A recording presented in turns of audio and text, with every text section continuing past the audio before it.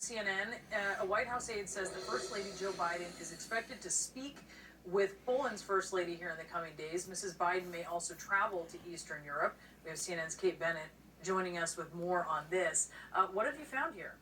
So, not unlike other first ladies, they sort of tend to band together, and Jill Biden is going to reach out to the First Lady of Poland. I would imagine it would be to organize some sort of effort around humanitarian efforts. She's also speaking to military families who've been deployed over there.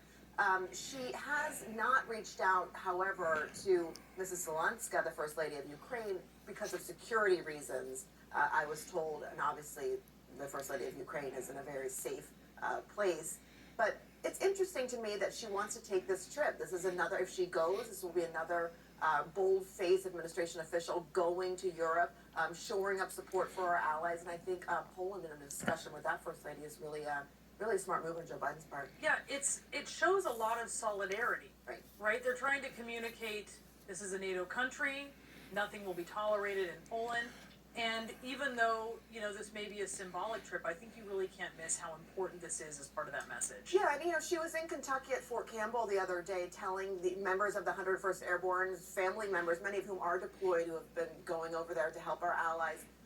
This is part of her world, this military family initiative that she started with Michelle Obama, joining forces more than 10 years ago. So I would not be surprised if people are sort of hinting that there might be some element, again, of just telling our military families, this is a situation that no one really anticipated, but we're here for you, we support you. And I also think that humanitarian efforts are really going to ramp up, and that's something that I think the First Lady and most First Ladies generally want to be a part of. But right now at home, she's really the witness to the weight of the presidency of Joe Biden. She's there for the middle of the night phone calls. She's been talking about how stressful, she's sort of vocalizing on her trip last week how stressful and how much anxiety the country is feeling watching these images, seeing these stories. And the fact that she's sort of behind the scenes with the president, this is a 40-year plus marriage, is really interesting. He relies on her. They speak on the phone every day. She is his major sounding board, and that she's vocalizing, he's answering the phone, he's getting up during the 3 a.m. phone calls.